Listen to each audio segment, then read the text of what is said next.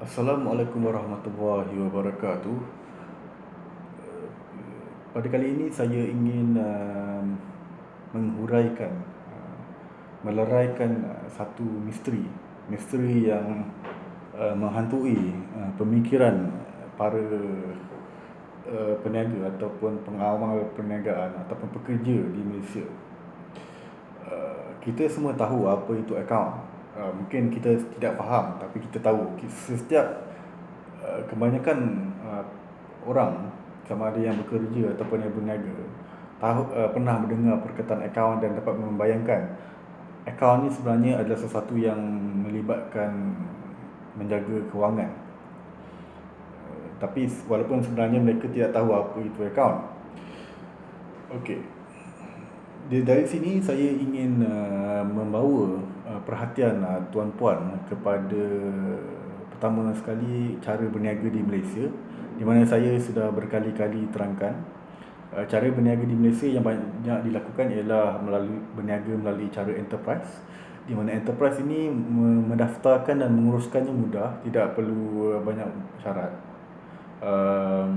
Dan oleh sebab ia mudah dan senang didaftarkan dan diurus ditadbir, menyebabkan ia banyak diguna pakai oleh masyarakat. Dan oleh sebab itu ia tidak begitu dihormati dan mendapat kepercayaan daripada orang ramai. Oleh sebab itu, kepada mereka yang ingin berniaga secara lebih serius, selalunya mereka akan mendaftarkan syarikat. Syarikat bermaksud syarikat di mana pada nama syarikat di belakangnya terdapat sendirian berhad. Terdapat banyak peraturan yang perlu diikuti jikalau kita berniaga melalui syarikat sendirian berhad berbanding enterprise. Enterprise mudah daftarkan dan baharui setiap tahun, dan dia murah dan tidak ada perlu apa-apa lagi. Tetapi jika kita berniaga melalui syarikat, kita kena mengadakan mesyuarat agung tahunan, kita kena selalunya melantik setiausaha syarikat, perlu membuat audit terhadap akaun setiap tahun, dan audit itu dilakukan oleh pihak ketiga yang dipanggil sebagai auditor. Syaratnya banyak. Di sini saya ingin bercakap mengenai audit. Salah satu peraturan yang wajib ialah syarikat wajib mengadakan annual general meeting ataupun mesyuarat agung tahunan setiap tahun. Dan pada mesyuarat agung tahunan, selalunya pada mesyuarat agung tahunan dibentangkan akaun syarikat yang telah diaudit. Tadi saya kata akaun syarikat wajib diaudit. Jadi setelah diaudit, ia dibentangkan di dalam mesyuarat agung tahunan. Ia dibentangkan kepada para pemegang saham. Jadi apabila akaun kita wajib diaudit setiap tahun, kita mesti terfikir, jadi jikalau ia perlu diaudit, maka siapakah yang mengaudit? Maka kebanyakan rata-rata para pengamal industri ataupun perniagaan tahu yang ianya diaudit oleh auditor, orang yang dipanggil sebagai auditor. Tetapi jarang sekali mereka tahu apa itu auditor. Mereka tahu auditor kerjanya mengaudit, tetapi tidak tahu apa itu auditor. Di sini saya ingin meleraikan kemusykilan ataupun misteri ni, kejahilan ini. Auditor kerjanya mengaudit akaun syarikat. Akaun, okeylah, saya pendekkan cerita, ialah transaksi ataupun urus niaga syarikat yang direkodkan, dokumen-dokumen dan rekod-rekod perniagaan, dan ianya diaudit oleh auditor. Audit bermaksud diperiksa. Jadi pihak auditor ini dia memeriksa akaun syarikat. Apabila auditor ini dia memeriksa akaun syarikat, tujuan dia ialah dia mahu supaya akaun syarikat apabila dibentangkan kepada pemegang saham, maka akaun tersebut dibentangkan setelah diperiksa oleh pihak ketiga. Pihak ketiga ni lah auditor. Jadi auditor ni sebenarnya ialah pihak ketiga. Pihak ketiga yang bertanggungjawabkan oleh syarikat untuk memastikan bahawa sekurang-kurangnya akaun tu diperiksa oleh pihak ketiga yang tidak ada kepentingan di dalam syarikat. Jadi sebab itulah wujudnya apa yang kita panggil sebagai auditor. Jadi auditor ini sebenarnya ialah satu lesen. Ialah satu lesen. Sebab dia adalah pihak ketiga, dia perlukan lesen. Dia perlu lesen yang membuktikan bahawa dia ni mungkin layak dan juga neutral. Dia tidak ada kepentingan tertentu. Oleh sebab itu lesen tersebut dikeluarkan oleh pihak kerajaan melalui selalunya Malaysian Institute of Accountant kalau di Malaysia. Jadi selalunya mengikut di Malaysia terdapat apa yang dipanggil sebagai Akta Accountant, di mana Akta Accountant ni dia mengahadkan title ataupun panggilan accountant tu hanyalah kepada mereka yang diluluskan mengikut Akta Accountant. Dan antara apabila kita diluluskan oleh Akta Accountant, soalnya di Malaysia dipanggil sebagai gelaran dia ialah CA ataupun Chartered Accountant Malaysia. Dan sebenarnya dia tidak susah. Anda perlu hanya mendapat ijazah. Tidaklah sukar untuk mendapatkan ijazah. Dan ada pengalaman kerja. Mungkin anda perlu melepasi temuduga. Ini bergantung kepada polisi. Tetapi ia tidak susah. Jadi saya tidaklah mahu mempersoalkan kelayakan pihak auditor. Tapi saya ingin menerangkan bahawa ada gelaran ini, dan gelaran ini senang didapati, dan pada masa sama terdapat satu lagi lesen yang dikeluarkan, iaitu lesen untuk mengamalkan kerja sebagai juru audit bertauliah. Ini adalah satu lagi lesen yang dia adalah lebih sukar daripada accountant bertauliah yang biasa. Okay. Tujuan dia bukanlah dia tidaklah susah mana pun sebenarnya. Soalnya di kerja yang dilakukan, jika dilihat daripada kerja yang dilakukan oleh pihak juru audit ni, sebenarnya ia tidaklah sesukar mana. Kita telah salah faham. Kita selalunya di pihak pengamal industri atau pihak peniaga yang biasa mendengar perkataan accountant dan juga auditor, mereka telah salah faham. Mereka menyangka bahawa pihak auditor atau juru audit kerjanya ialah memeriksa semua sekali yang ada di dalam akaun syarikat. Sebenarnya tidak. Auditor hanyalah memeriksa selalunya sebahagian kecil daripada urus niaga syarikat. Dia tidak memeriksa semua. Dia hanya memeriksa sedikit saja. Dia hanya memeriksa sampel. Dan kita juga selalunya menyangka, para peniaga selalunya menyangka bahawa auditor memberikan nilai yang tinggi apabila membuat kerja audit. Tak. Kenapa mereka memikirkan auditor ni memberikan nilai yang tinggi? Kerana mereka menyangka, di samping mereka menyangka auditor memeriksa setiap satu benda yang ada dalam akaun yang sebenarnya mereka tidak buat pun, pihak peniaga menyangka bahawa pihak juru audit memeriksa sehingga kesilapan ataupun jenayah penyalahgunaan wang yang ada di dalam syarikat. Penyalahgunaan wang, penyalahgunaan aset syarikat, selalunya kita panggil sebagai fraud, penyalahgunaan. Penyalahgunaan adalah satu yang jenayah, dan dia selalunya menyebabkan syarikat menjadi rugi. Jadi kita begitu menghormati juru audit, kita menyangka bahawa juru audit kerjanya ialah memeriksa penyalahgunaan wang di dalam syarikat. Tetapi saya nak katakan di sini, di dalam bidang skop kerja auditor, juru audit yang biasanya mengaudit akaun setiap tahun, tidak langsung tidak ada skop kerja untuk memeriksa penyalahgunaan wang ataupun aset syarikat.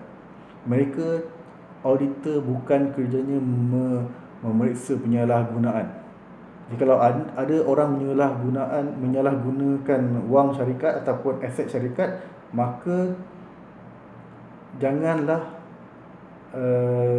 menyangka yang auditor akan mengesan. Tidak, auditor bukan kerjanya mengesan penyalahgunaan. Jadi sebab kita memikirkan, jikalau auditor dapat memeriksa semua sekali benda di dalam akaun, dan kita menyangka jika auditor memeriksa sehingga dapat mengesan salah guna wang dalam syarikat, maka ini adalah satu benda yang hebat, benda yang memberikan nilai kepada perniagaan kita.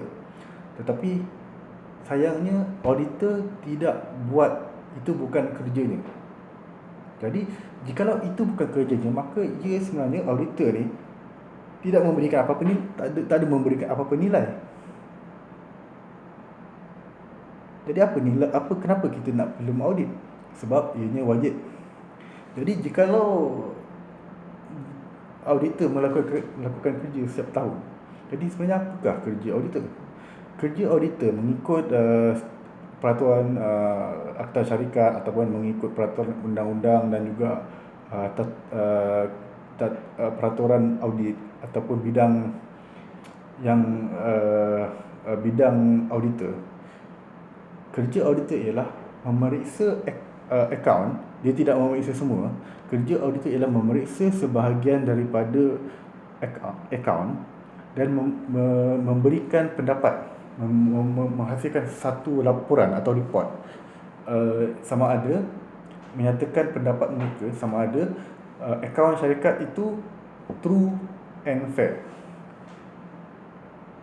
True and fair di dalam bahasa Melayu bermaksud, fair bermaksud sama, true bermaksud benar. Jadi dengan kata lain, dia hanyalah memeriksa sebahagian daripada akaun.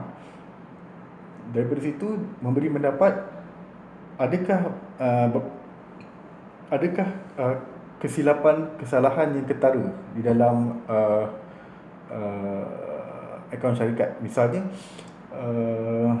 apa yang kita panggil sebagai kesalahan ketara ialah, misalnya ialah kita bila membuat akaun syarikat dan bila pihak auditor mengaudit, apa yang dikatakan sebagai true and fair ialah akaun syarikat mesti mengikut satu standard atau peraturan akaun yang kita panggil sebagai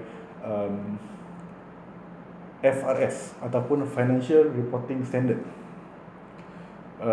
ataupun International Accounting Standard. Dia adalah satu peraturan akaun di mana jikalau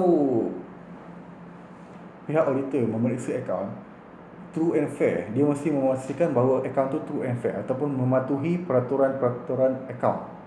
Dan peraturan-peraturan akaun, bukan di dalam peraturan-peraturan akaun yang memastikan supaya duit tidak disalahgunakan, perniagaan mesti dipertingkatkan, bukan. Dia hanyalah perkara-perkara teknikal di dalam akaun. Dan kebanyakan peraturan ini dicipta pada zaman moden, dan boleh saya tegaskan di sini bahawa banyak sekali peraturan-peraturan yang di dalam FRS tidak relevan, tidak pun membantu perniagaan, dan tidak logik pun. Saya boleh contoh, misalnya deferred taxation, yang mana kita menganggar cukai dan kita cuba menganggar perbezaan antara cukai yang kita bayar dengan cukai yang kita anggarkan di dalam akaun syarikat. Dan ia merupakan satu assumption ataupun anggapan yang banyak lubang, yang banyak kelemahan. Banyak sekali perkara-perkara dalam perakaunan yang langsung tidak logik. Banyak sekali perkara-perkara di dalam peraturan akaun FRS yang tidak logik, tidak membantu apa-apa dalam perniagaan, yang tidak berjejak di bumi dan yang nyata. Dan kita tidak mampu melakukan apa-apa kerana ia adalah satu peraturan yang dibuat oleh accountant yang duduk di dalam pertubuhan accountant, yang mana ianya tidak ada pun di dalam akta syarikat. Tetapi akta syarikat kata kalau kita membuat akaun syarikat, kita mesti menyediakan akaun mengikut peraturan-peraturan yang biasanya digunakan. Jadi di sini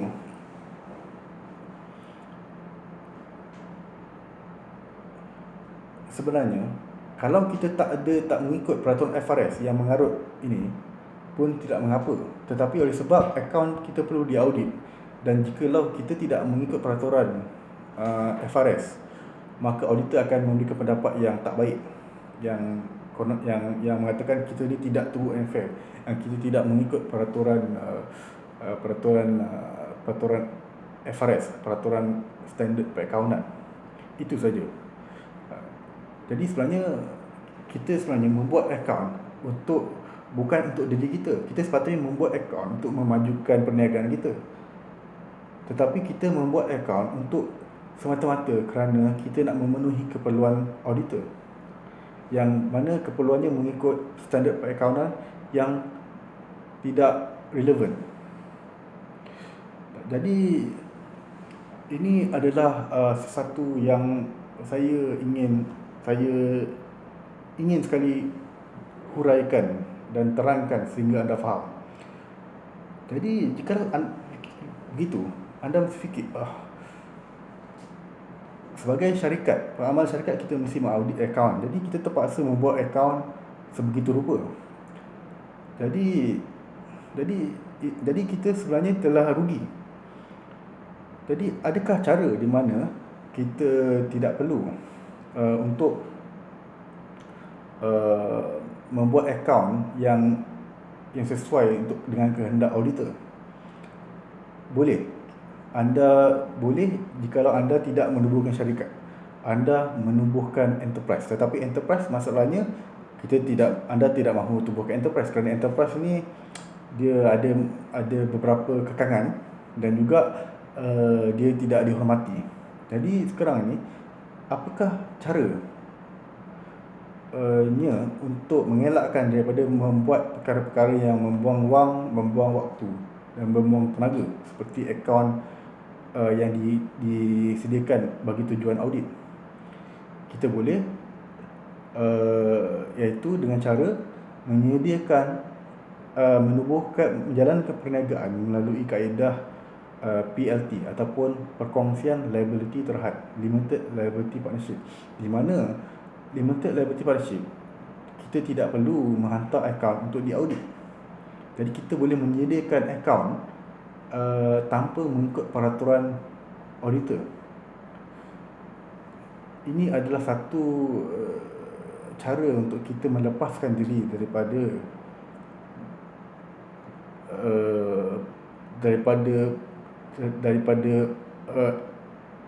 kekangan standard perakaunan ataupun kekangan auditor. Jadi jikalau kita menyediakan menjalankan perniagaan secara PLT, di mana PLT sebenarnya adalah satu syarikat, jadi kita tidak perlu audit akaun, kita tidak perlu membuat perkara-perkara mengarut. Apa yang kita perlu ialah kita masih tetap perlu membayar cukai. Jadi bila membayar cukai, kita masih perlu membuat akaun, tetapi akaun kita tidaklah perlu disediakan melalui cara yang mengarut, dan kita tidak perlu membuang masa dan tenaga dan wang untuk melantik auditor mengaudit akaun kita yang kita tahu tidak memberikan sebarang manfaat. Jadi cukai perlu dibayar, tapi kita untuk tujuan cukai kita mesti menyediakan akaun. Tetapi akaun itu adalah akaun yang relevan. Jadi apabila Akta PLT diperkenalkan dan dimula dilaksanakan pada tahun 2013, ini adalah satu peluang, dan tetapi ia tidak diwar-warkan kerana seperti saya kata tadi, jika anda menjalankan perniagaan sebagai sebuah syarikat, ini anda perlu diaudit. Jadi ini adalah satu pendapatan kepada auditor. ia memang tidak memberi manfaat langsung dan merugikan anda, tetapi ini memberikan pendapatan kepada auditor dan setiausaha syarikat. Jadi PLT ini ialah sesuatu yang di mana mereka menyebabkan mereka kurang pendapatan. Jadi oleh sebab itu mereka takkanlah mereka nak mewar-warkan PLT ini kepada anda. Industri pendaftaran pengurusan perniagaan di negara ini di monopoli telah dikawal oleh firma-firma setiausaha dan firma-firma audit. Sebenarnya firma audit bukan firma perakaunan. Akaun ialah akaun, audit ialah audit. Tetapi oleh sebab benda ni berkait, bila buat audit dia nak buat akaun, bila dia buat akaun dia nak buat cukai.